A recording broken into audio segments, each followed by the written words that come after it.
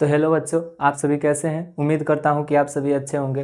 तो आज के इस वीडियो में हम भारतीय भवन क्लास 7 का जो साइंस है उसको कराने वाले हैं। चैप्टर 1 से शुरू करेंगे और अंत तक कराएंगे। इसका अलग अलग अलग पार्टों में हम वीडियो बांट बांट कर डालेंगे अपने चैनल के ऊपर, जिसका नाम है BKN क्लासेस। तो चलिए आज के इस वीडियो में हम लेते हैं भारतीय भवन क्लास 7 के साइंस का चैप्टर 1 को, जिसका नाम है पौधों में पोषण।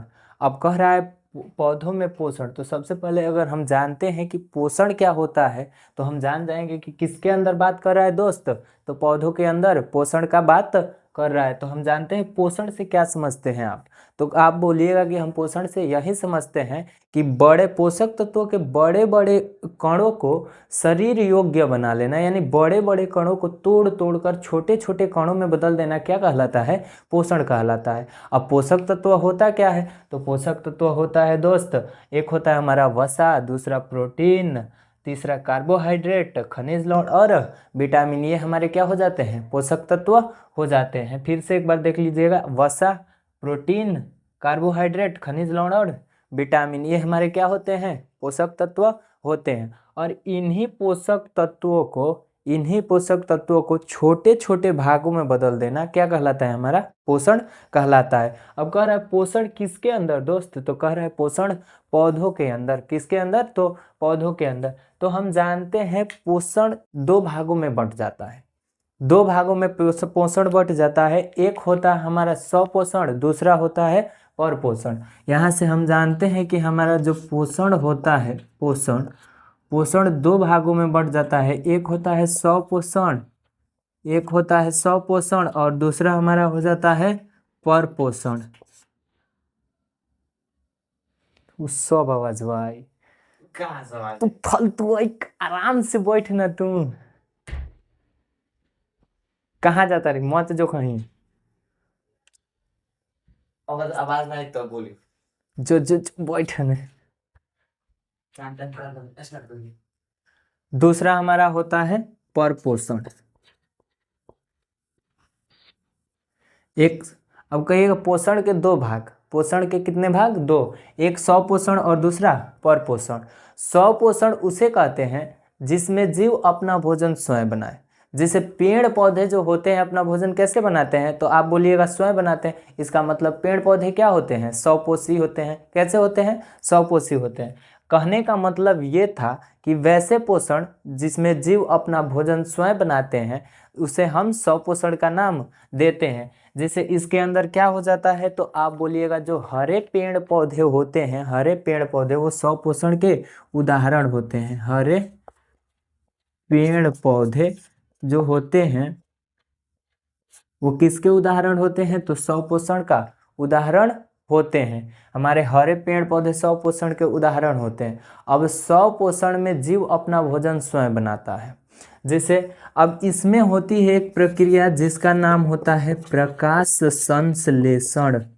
प्रकाश संश्लेषण एक प्रक्रिया होती है जिसके माध्यम से, यह प्रक्रिया अगर संपन्न होता है तो पेड़ पौधे अपना भोजन स्वयं बनाते हैं। अगर ये प्रक्रिया संपन्न नहीं होता है तो कोई भी जीव अपना भोजन स्वयं नहीं बनाता है। तो इसको करने के लिए अगर ये प्रकाश संश्लेषण प्रक्रिया पूरा होता है तो इसमें हमारा लगता है कार्बन डाइऑक्साइड, जिसको हम CO2 का नाम देते हैं। दूसरा हमारा लगता है जल, जिसको हम H2O का नाम देते हैं। तीसरा हमारा लगता है क्लोरोफिल,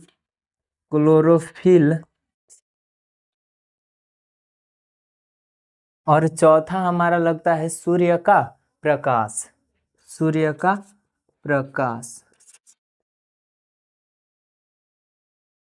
ये चार चीजें हमारे प्रकाश संश्लेषण प्रक्रिया को संपन्न करने के लिए आवश्यक होती है।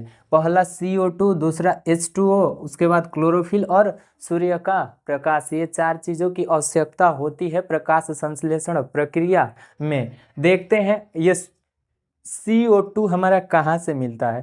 तो हम जानते हैं जब हम पेड़ पौधों को पत्तियों को ज़रा ध्यान से देखेंगे ना, हम हो चाहे आप हो, जब पेड़ पौधों के पत्तियों को ज़रा ध्यान से देखिएगा तो उसमें छोटे छोटे छिद्र दिखाई देते हैं, जिसको हम स्टोमाटा का नाम देते हैं। अब स्टोमाटा का दूसरा नाम होता है रंध्र। पत्तियों के अंदर छोटे छोटे छिद्र होते हैं, जिसको हम क्या बोलते हैं? क्या बोलते हैं? तो आप बोलिएगा स्टोमाटा बोलते हैं, स्टोमाटा या रंध्र बोलते हैं। स्टोमाटा बोलते हैं या रंध्र बोलते हैं।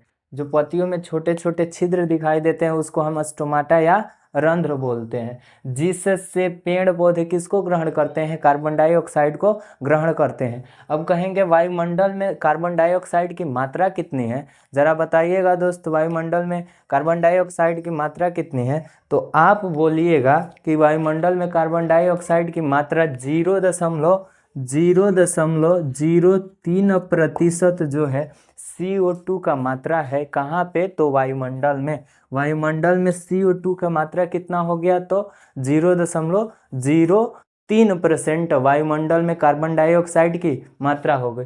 ये जो स्टोमाटा या रंध्र होता है ना, उसके द्वारा पेड़ पौधे कार्बन डाइऑक्साइड को ग्रहण करते हैं। दूसरा चीज़ हमारा होता है जो जल, वो जल पेड़ पौधे अपने जड़ के द्वारा, जो जड़ का निचला भाग होता है उसको हम बोलते हैं मूलरोम।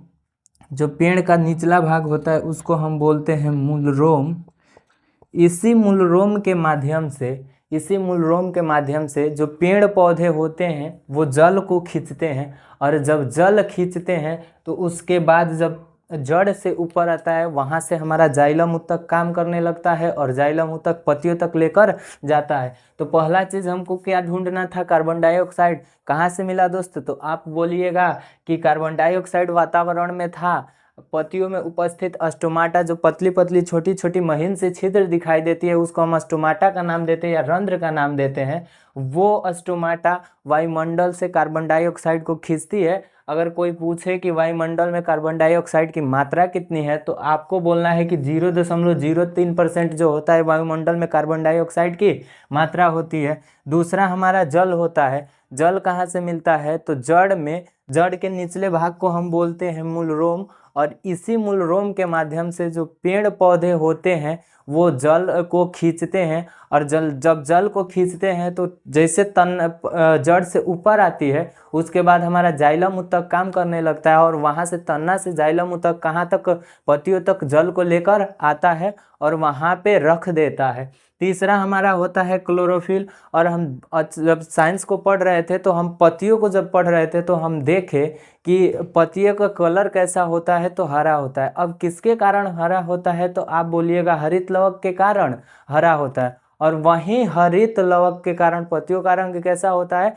हरा होता है। उसी हरित लवक के अंदर पाया जाता है क्लोरोफिल। क्या पाया जाता है? क्लोरोफिल पाया जाता है। यहीं हरित लवक के अंदर क्लोरोफिल पाया जाता है, और यहीं क्लोरोफिल क्या करता है कि जो सूर्य का प्रकाश होता है उसको अपने ऊपर खींचता है, और जब सूर्य के प्रकाश आती है, सूर्य भगवान से सूर्य के प्रकाश आती है, तो ये चारों चीज़ों एक साथ जब आ जाती है तो प्रकाश संश्लेषण प्रक्रिया संपन्न होता है। और जब प्रकाश संश्लेषण प्रक्रिया संपन्न होता है तो जो पेड़ पौधे होते हैं वो ग्लूकोज का निर्माण करते हैं। ग्लूकोज को हम कार्बोहाइड्रेट के नाम से भी जानते हैं। और जब ग्लूकोज का निर्माण होता है तो उसी को हम क्या बोलते हैं? कि जो पेड़ पौधे होते हैं अपना भोजन तैयार कर लिए। यानी अगर कोई कह दे कि पेड़ पौधे भोजन के रूप में किसको तैयार करते हैं, तो आप बोलिएगा कि पेड़ पौधे भोजन के रूप में ग्लूकोज को तैयार करते हैं। और ये जो प्रकाश संश्लेषण प्रक्रिया पूरी संपन्न होती है तो उसको एक सूत्र द्वारा दर्शाया जाता है, जो कि सूत्र कुछ इस प्रकार है। 6CO2 प्लस 12H2O सूर्य का प्रकाश बटा में क्लोरोफिल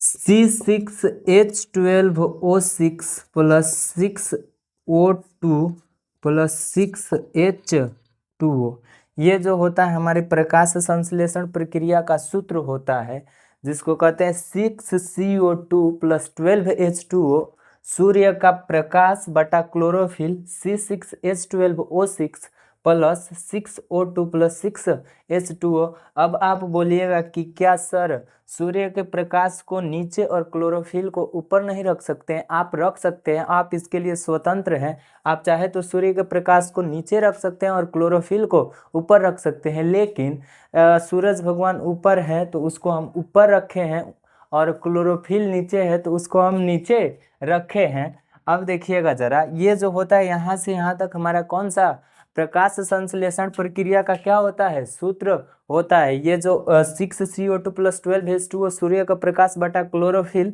C6H12O6 + 6O2 + 6H2O, ये पूरी प्रक्रिया जो है प्रकाश संश्लेषण की है और इसको एक सूत्र द्वारा दर्शाया गया है। तो हमारा सूत्र यही है। अब ये जो हमारा होता है C6H12O6, इसको हम ग्लूकोज का नाम देते हैं, ग्लूकोज का नाम देते हैं। अब आपसे कोई बोले कि ग्लूकोज का रासायनिक सूत्र बताएं या ग्लूकोज का सूत्र बताएं, तो आप क्या बोलिएगा? C6H12O6। ये किसका सूत्र है? तो ग्लूकोज का सूत्र है। ये जो है हमारा किसका सूत्र है? तो ग्लूकोज का सूत्र है।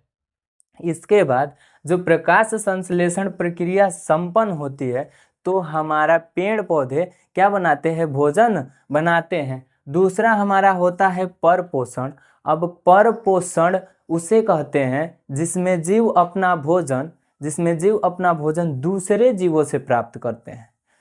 हम क्या जानते हैं कि स्व मतलब हमारा होता क्या है? स्व मतलब हमारा होता है कि अपने आप या खुद से। स्व का मतलब क्या होता है? अपने आप या खुद से, या